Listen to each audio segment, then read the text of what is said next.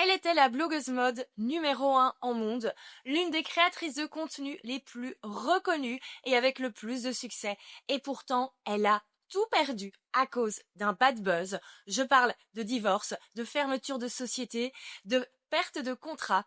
Aujourd'hui, on va parler du downfall de Chiara Ferragni et surtout on va voir comment est-ce qu'elle fait désormais pour redorer son image et relancer sa carrière. Alors avant de commencer, je voulais d'abord vous remercier pour l'accueil fait à la première vidéo. Si vous ne l'avez pas vue, c'est le portrait d'Alex Cooper, la podcasteuse la mieux payée au monde. Je vous mets le lien de la vidéo dans la description et comme toujours, vous pouvez regarder ces épisodes sur YouTube en format vidéo, vous pouvez les écouter sur Apple Podcast ou Spotify et vous pouvez également lire ces différents portraits sur Substack. Donc n'hésitez pas à aller vous abonner sur ces différentes plateformes, ça permet vraiment d'aider ce nouveau format à ses débuts. Donc voilà, merci pour tout ça. Et donc aujourd'hui, je vais vous parler de Chiara Ferragni. Chiara Ferragni, pendant longtemps, je l'ai vraiment nommée, citée comme étant la personne qui m'inspirait le plus au niveau de ma carrière. C'est vraiment quelqu'un que j'ai suivi depuis ses débuts, que j'ai pu admirer tout au long de son évolution et donc j'ai vu quand même aussi son downfall il y a quelques années et j'adore analyser maintenant qu'est-ce qu'elle met en place pour se relancer. Donc on va parler de tout ça dans cette vidéo. Alors on va un petit peu revenir d'abord sur son parcours. Donc Chiara Ferragni, elle est née le 7 mai 1987 dans le nord de l'Italie, elle est italienne. Alors elle vient d'une famille assez privilégiée, ils sont pas non plus multimillionnaires mais globalement ça va, ils font partie de la classe moyenne supérieure italienne. Son papa est dentiste, sa maman est écrivaine. Elle est l'aînée d'une fratrie de 3 sœurs, donc elle a 2 petites sœurs, Valentina et Francesca, et globalement, elle a une enfance très heureuse. Ses parents divorcent, mais voilà, elle reste proche des deux, la famille reste proche, et encore une fois, voilà, famille privilégiée, elle fait déjà des très beaux voyages, et il faut savoir que sa maman est passionnée par la mode, adore prendre des photos, des vidéos. Donc Chiara, depuis qu'elle est toute petite, elle est toujours super bien lookée, et surtout, elle prend des photos, elle a vraiment pas de mal à poser devant la caméra de sa maman, et donc elle grandit dans cette atmosphère toute sa jeunesse, et à 16 ans, elle signe dans une agence de mannequin à Milan, mais ce n'est absolument pas ça qui va la faire décoller. Ce qui va la faire décoller, c'est en 2009, le lancement de son bloc mode, To Blonde Salad. Alors pourquoi To Blonde Salad? C'est tout simplement parce qu'elle voulait faire un melting pot, une salade avec toutes les choses qui lui plaisaient dans la vie. Bon, on était sur un bloc lifestyle, beaucoup de mode, mais aussi ses voyages, parce que voilà, elle voyageait beaucoup. C'est d'ailleurs ça qui a fait aussi partie de ses succès, c'est vraiment ses looks. Elle avait la possibilité de s'acheter quelques sacs de créateurs et tout à l'époque. Elle faisait des beaux voyages avec son copain de l'époque, et donc bien sûr tout ça faisait rêver, et son bloc a vraiment pris dès le début. En 2009, c'était vraiment pas encore courant, les blocs mode, on est vraiment dans les tout premiers, et pourtant elle, ça buzz dès le début, dès le premier mois, elle a 30 000 visiteurs, et puis ça continue, effet boule de neige, et très vite elle devient la leaduse des blogueuses mode. Alors pourquoi est-ce que ça a fonctionné? Principalement pour elle, tout d'abord ses looks. Moi ce que j'aimais bien à l'époque, c'est qu'elle avait des pièces de créateurs, mais aussi elle allait acheter des choses chez Zara, chez Mongo, etc. Donc on pouvait quand même assez facilement s'inspirer de ses looks pour nous s'habiller après. Et puis bien sûr, elle avait tous ces magnifiques voyages qu'elle faisait. Moi je me souviens, parce qu'on n'a que 1 an de différence, je me disais mais à son âge, comment est-ce qu'elle fait pour se payer tous ces road trips aux États-Unis qu'elle faisait avec son copain de l'époque? Et voilà, ça faisait rêver. Ça reste léger, certes, mais c'était très chouette à suivre, et voilà, elle avait vraiment une personnalité attachante, et les gens adoraient suivre ses aventures au fur et à mesure, et adoraient suivre son évolution. Donc elle a continué à grandir, et ce qui est très drôle, c'est qu'au début des années 2010, les professionnels de la mode voyaient pas les blogueuses encore vraiment d'un bon œil, et pourtant, elle a vraiment réussi à s'imposer dans le milieu de la mode. C'est la première blogueuse qui a été invitée à la Fashion Week. C'est la première blogueuse également qui a fait la couverture du Vogue. C'était en 2015, le Vogue Espagne. Donc clairement, elle a ouvert la porte pour toutes ses autres collègues du web.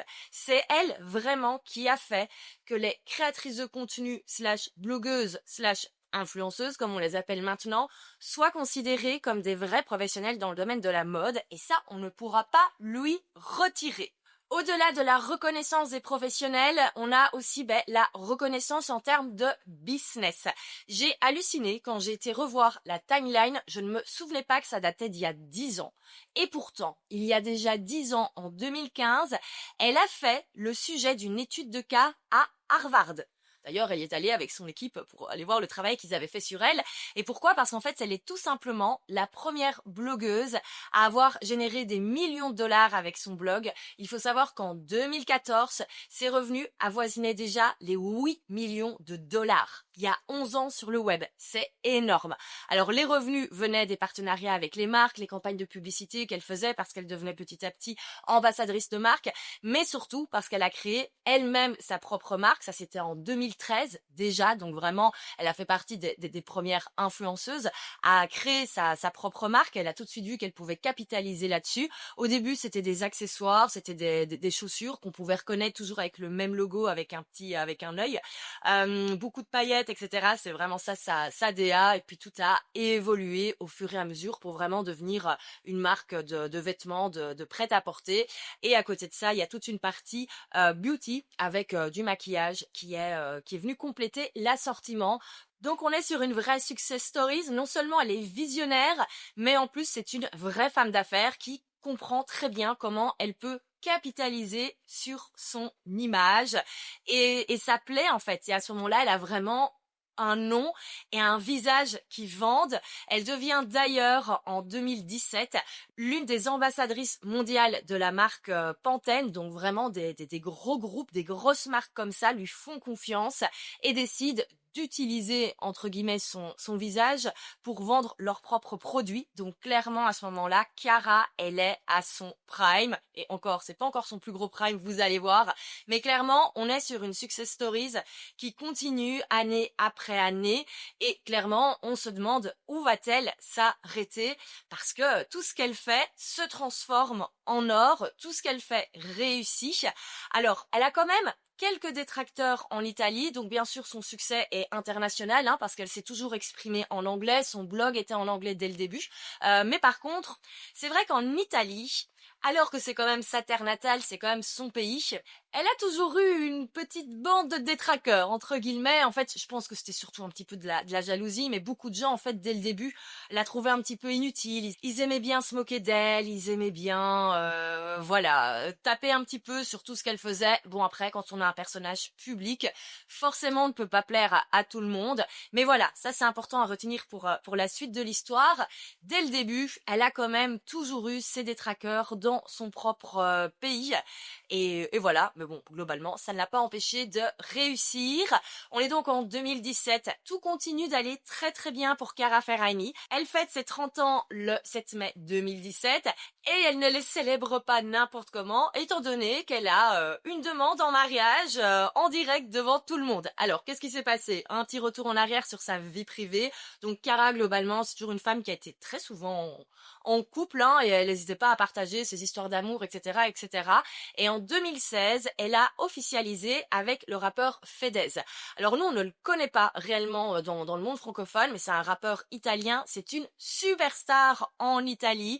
On pourra un petit peu le comparer au Matt Pokora italien. Et en fait, ses chansons sont en italien, il parle pas anglais, sur ses réseaux, il s'exprime que en italien. Donc en fait, sa portée ne va pas plus loin qu'en Italie, mais en Italie, c'est une superstar. Et donc quand ils ont officialisé, on avait la superstar de la musique avec la superstar du web, et donc clairement ça a fait un couple royal dès le début en Italie, et ils ont bien sûr énormément joué là-dessus aussi, eux, au niveau de leur communication. Ils savaient que leur couple pouvait devenir une marque, un petit peu comme David et Victoria Beckham, clairement ils ont vraiment capitalisé sur leur couple, et donc ils n'ont pas hésité à se mettre en scène. Ça, encore une fois, en Italie, il y a des gens qui ont adoré parce que ça les faisait rêver, et encore une fois, il y a d'autres gens qui trouvaient que c'était too much dès le départ, qui étaient là, mais c'est bon, on n'a pas besoin de savoir tous les détails de votre vie privée, faites votre vie.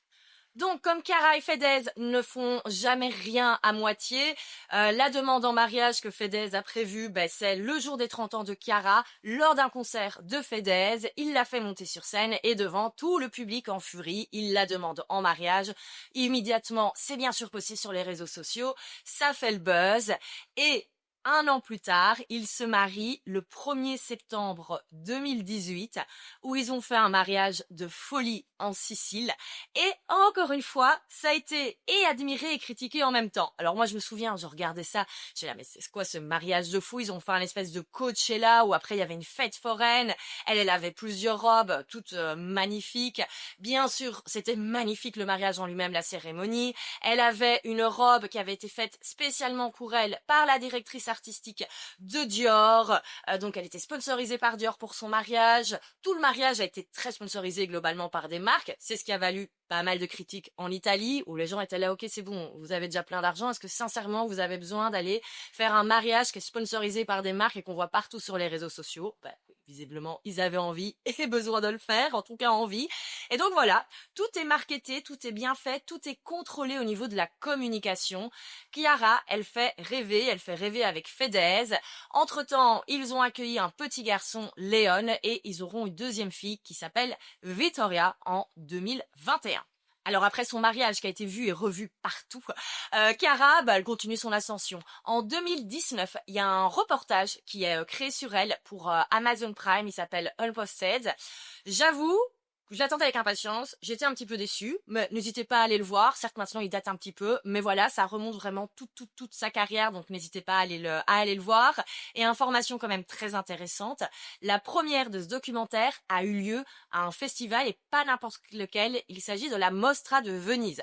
Alors, la Mostra de Venise, c'est quand même un festival prestigieux en Italie, où on va plutôt mettre des grands films, mais aussi plutôt des films d'auteur. Enfin, c'est là qu'on récompense vraiment le bon cinéma. Donc le fait qu'elle soit là et qu'elle vienne présenter son documentaire là, c'était vraiment pour elle, encore une fois, une réussite professionnelle énorme. Alors on arrive en 2020, comme tout le monde, Chiara est confinée. Il y a une chose quand même où beaucoup de gens ont reconnu, c'est qu'ils ont vraiment respecté le confinement avec Fedez et Léon. À ce moment-là, il n'y avait que Léon. C'est clair qu'ils auraient pu partir dans un pays où il y avait plus de liberté, et pourtant ils sont restés en Italie dès le début, et on sait l'Italie a été touchée beaucoup plus rapidement et plus vite que nous en Belgique ou en France. Donc là pour le coup ils ont vraiment voulu montrer le bon exemple en direct, et ils ont même en 2021 levé 3 millions d'euros en 24 heures pour l'hôpital San Raffaele à Milan. Et d'ailleurs ils ont été après remerciés et décorés par la ville de Milan pour les remercier du soutien qu'ils avaient apporté à la ville de Milan pendant cette période-là. Donc, on voit vraiment qu'elle travaille aussi sur son image avec son mari. Leur but vraiment, c'est de devenir le couple le plus puissant d'Italie, on pourrait dire.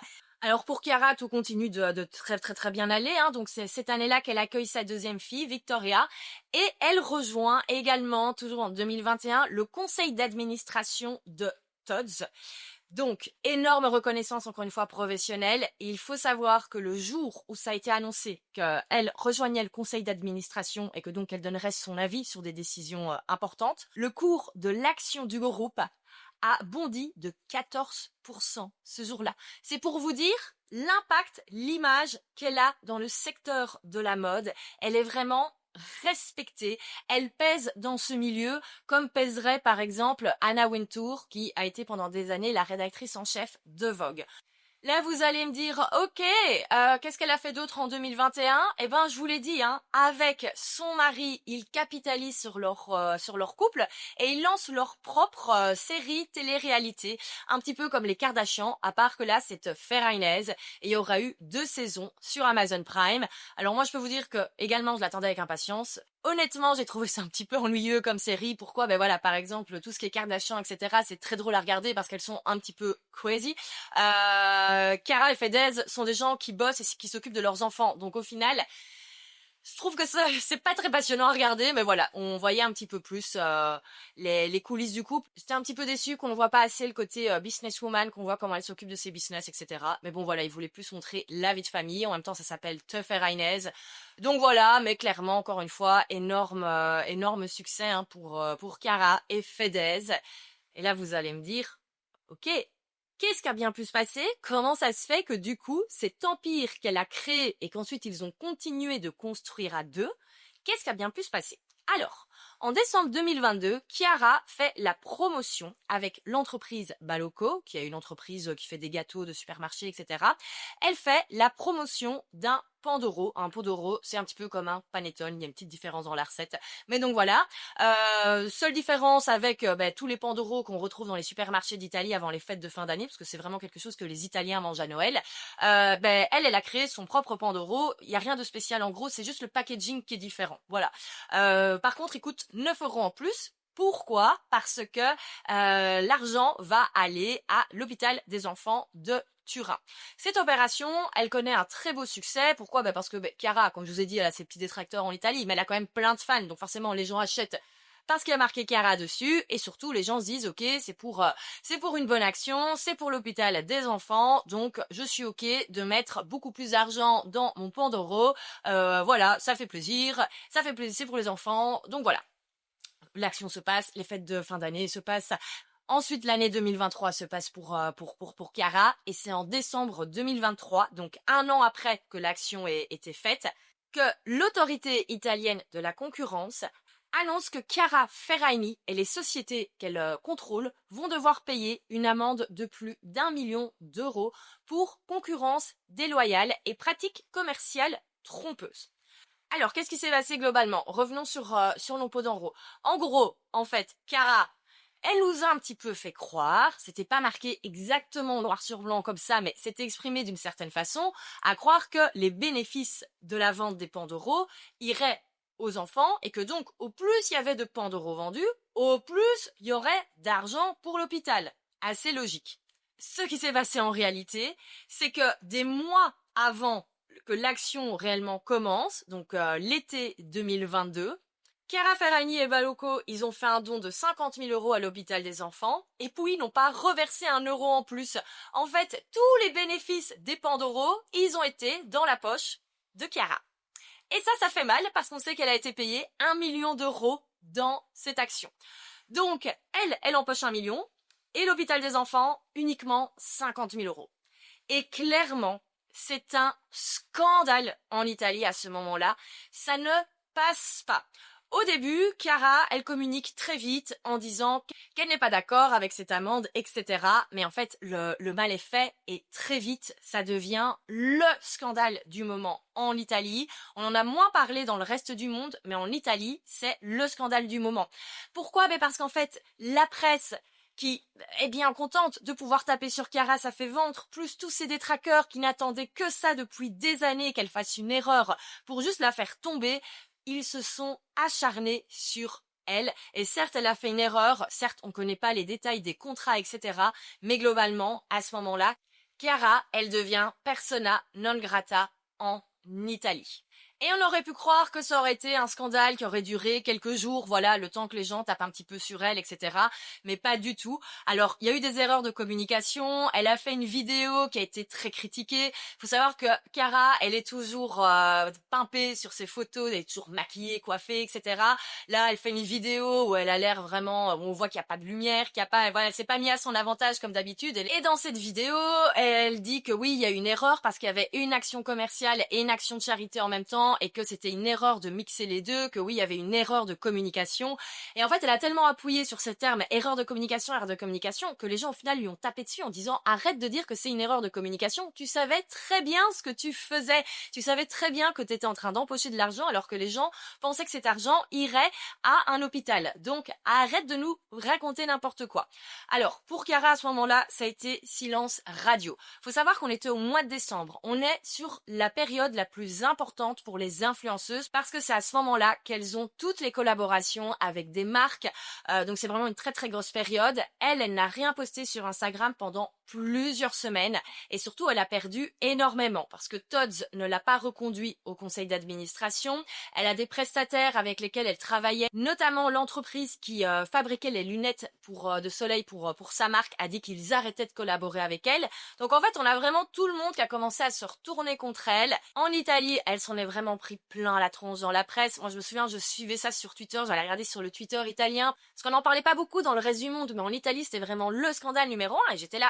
Bon, certes, c'est pas très beau ce qu'elle a fait, mais au bout d'un moment, est-ce nécessaire de s'acharner autant sur elle? Parce que elle a quand même fait plein d'autres choses bien dans sa vie. Mais bon, voilà, globalement, Chiara Ferragni, le méga downfall. Et moi, je vous avoue, je me disais que pendant 2 mois, on n'entendrait pas trop parler d'elle, puis qu'elle reviendrait.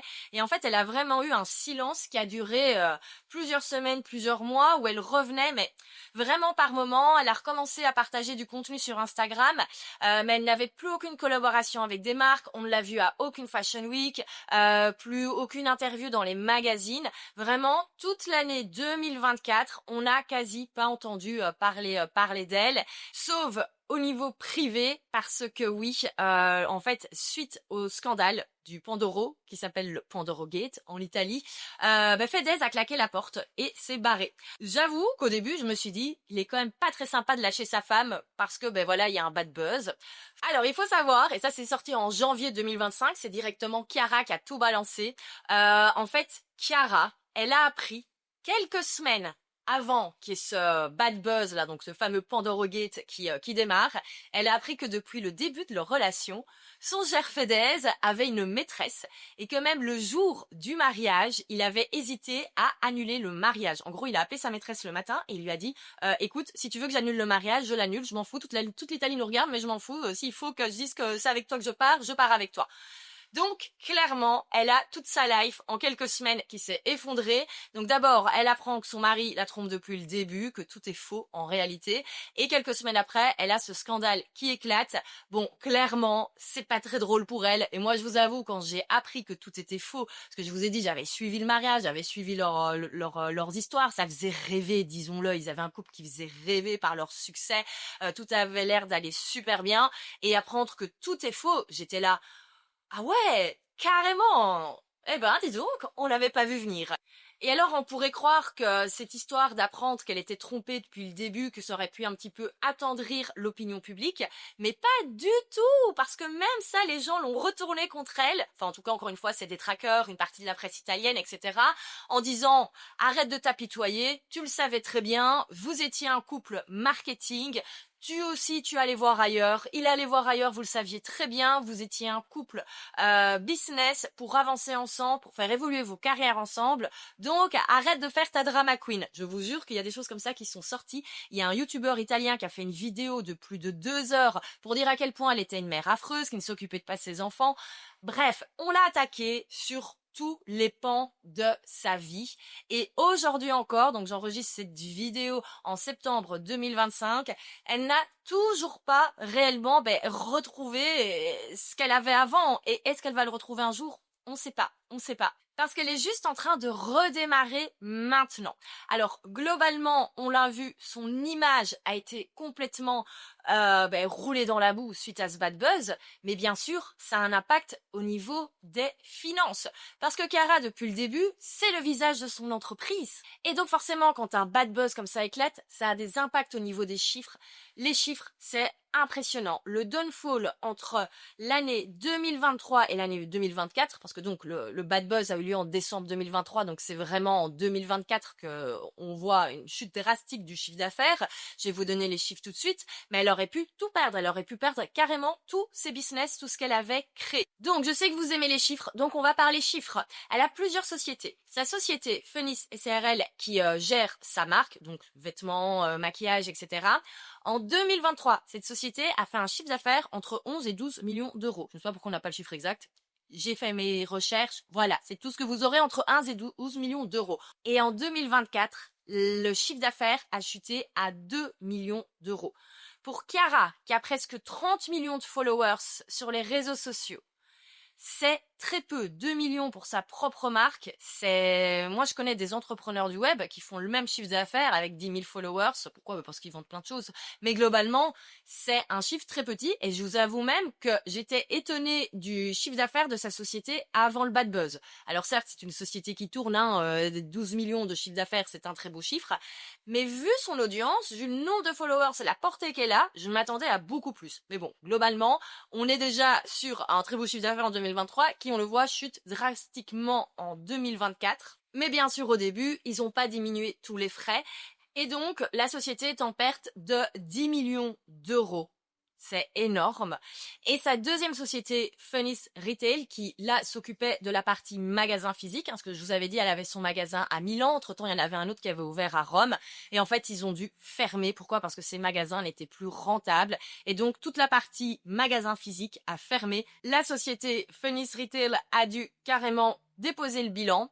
Et la société Funnies, donc qui gère la marque Chiara Ferragni, là, ils n'ont pas déposé le bilan. Mais pourquoi? Parce qu'en fait, en 2025, Chiara a décidé de réinjecter du capital, en fait, dans sa propre société. Donc, en gros, pour vous expliquer très simplement, elle a pris l'argent de sa poche pour l'injecter dans sa société. Deux raisons à cela. La numéro une, c'est tout simplement injecter de l'argent, parce que quand on a besoin d'injecter de l'argent dans une société, c'est qu'il n'y a plus assez de sous en général. Et deuxième raison, le fait qu'elle ait injecté de l'argent comme ça lui a permis en fait de racheter les parts de ses associés, parce qu'elle avait plusieurs associés avant, et désormais, elle détient à 99% sa société. Donc Chiara Ferragni Brand est désormais la société à 99% de Chiara Ferragni, et ça, elle l'a annoncé avec beaucoup de fierté sur ses réseaux sociaux en disant à partir de maintenant, je reprends mon nom, je reprends mon image, je reprends ma boîte et c'est moi qui gère tout de A à Z. Et ça, c'est un message très fort parce qu'en fait, Chiara, elle avait des associés qui géraient ses deals, etc., etc. Et c'est vrai qu'il y a toujours eu, suite à ce fameux Pandora Gate, pas mal de spéculations sur c'est la faute de qui en réalité, etc. Parce qu'elle s'en est pris plein la tronche. Mais si ça tombe, le contrat avec Balocco, ça tombe, elle ne l'avait même pas vu, ça tombe, elle ne l'avait même pas signé. Elle fait tellement de collabs, elle fait tellement de choses Chiara Ferragni que voilà, elle laissait son équipe gérer pas mal de choses. Donc ça, on n'a jamais eu le fin mot de l'histoire, on l'aura peut-être jamais. Mais en tout cas, je trouve que le fait qu'elle dise ok maintenant c'est moi, je suis à nouveau 100%, en tout cas 99% à bord et mettre des décisions, ça montre qu'elle a envie de dire au monde, mais regardez, vous allez voir quand c'est moi qui gère, quand c'est moi qui prends les décisions, vous allez voir ce qui se passe. Voilà, ça montre clairement qu'elle veut redorer son image et qu'elle veut refaire de Chiara Ferragni un nom qui a de la valeur. À côté de ça, elle commence à revenir tout doucement. En février 2025, elle a refait une couverture, elle a fait la couverture du Vogue Roumanie, donc quand même pas mal de revenir sur une cover d'un Vogue. Et puis on commence à la revoir tout doucement à la Fashion Week. Voilà, elle commence à revenir tout doucement, elle commence à refaire des apparitions. Elle n'a pas encore de grosses collaborations avec des marques, elle n'a pas encore des grosses campagnes de publicité comme elle avait avant, tout ça va prendre du temps. Et par contre, ce qui est intéressant, c'est qu'ils sont en train de faire un rebranding total de la marque Chiara Ferragni. D'ailleurs, j'étais très étonnée quand ça arrivé. Ils ont supprimé toutes les anciennes publications. On voit qu'ils sont en train de changer toute l'ADN de la marque. Fini le rose, les paillettes, le fameux œil qu'on connaissait depuis le début. On est sur un branding complètement différent désormais. Sur le compte Chiara Ferragni Beauty, il n'y a plus rien actuellement. Voilà, ils sont en train de relancer. Et sur Chiara Ferragni, ils ont relancé en collaboration avec une marque italienne que je ne connaissais pas. Mais bref, on est sur du un peu plus des suites avec des inscriptions, du streetwear, etc. Donc voilà, ça a eu son petit succès en Italie, ça redémarre tout doucement, mais on voit vraiment qu'elle est à la recherche de renouveau, qu'elle veut relancer des choses. Et de toute façon, elle doit également relancer sa communication. En fait, il faut savoir que depuis que Chiara est maman, elle avait vraiment axé toute sa communication autour de ses enfants. On voyait tout le temps ses enfants sur Instagram, même un peu trop au niveau de la vie publique, encore une fois. Et en fait, avec Fedez, donc son ex-mari, c'est la guerre, et concrètement, c'est dans les détails du divorce. Il ne veut plus que les enfants apparaissent sur Instagram. Donc Chiara, globalement, elle s'est retrouvée à devoir refaire du contenu un petit peu plus fashion. Voilà, elle refait d'autres choses, on repartage du contenu un petit peu plus lifestyle, moins axé sur ses enfants, mais sur elle. Voilà, tout redémarre. Elle est en train de redémarrer une nouvelle ère. On devait avoir ici en septembre le jugement pour cette affaire, parce que oui, ça va bien passer devant le tribunal, mais c'est reporté au 4 novembre l'audience. Pourquoi? Parce que tout simplement, le directeur général de l'entreprise Balocco est décédé cet été. Donc voilà, ils ont reporté le jugement et donc ce sera le 4 novembre, donc c'est le 4 novembre 2025 qu'on osera peut-être un petit peu plus et peut-être qu'on aura le fin mot sur cette histoire de Pandora Gate. Au final, est-ce que Chiara est coupable? Est-ce qu'elle était au courant? Est-ce que c'est ses associés qui ont fait n'importe quoi? Bref, on verra un petit peu tout ça. Et puis bien sûr, on verra l'évolution des marques de Chiara Ferragni et je ne manquerai pas de vous faire un jour un épisode qui montre un petit peu a-t-elle réussi à redorer son image ou pas? A-t-elle réussi à relancer son business? Est-ce que son entreprise va survivre? Parce que là, clairement, il y a une des sociétés qui a dû s'arrêter. Il y a l'autre qui a continué, mais parce qu'elle a elle-même injecté de l'argent dedans pour pouvoir sauver sa boîte. Et donc, on va voir un petit peu maintenant. L'année 2026 qui va arriver va être capitale pour Chiara Ferragni. Donc, je pense que dans un an et demi, ce sera très intéressant de faire un petit bilan, de voir où en est-elle actuellement. Et voilà.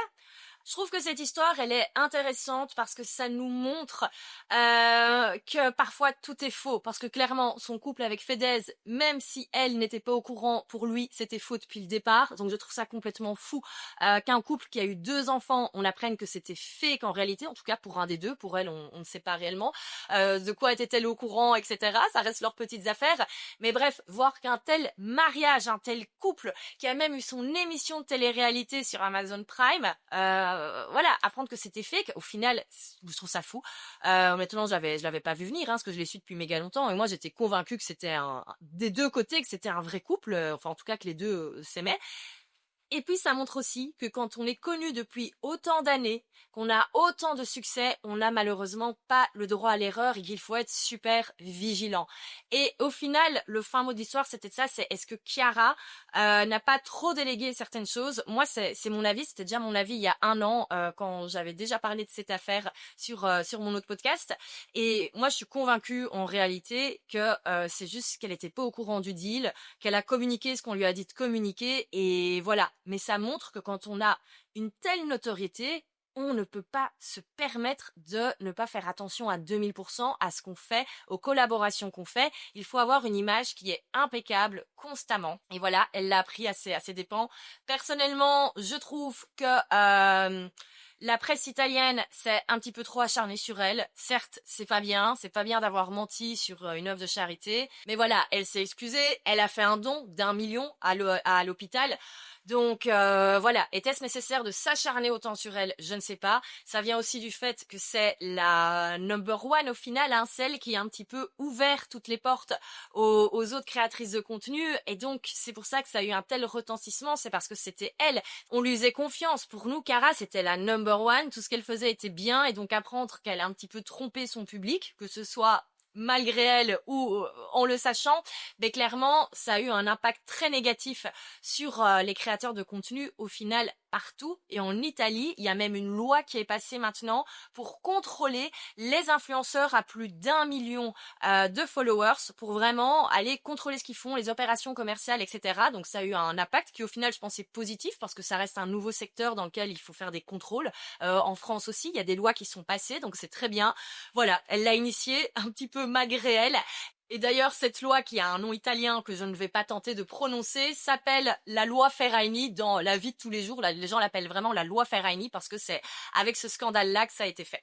Donc, voilà pour le downfall de Chiara Ferragni, et j'espère que dans un an et demi, on pourra voir comment est-ce que Chiara a relancé son business, comment est-ce qu'elle a redoré son image.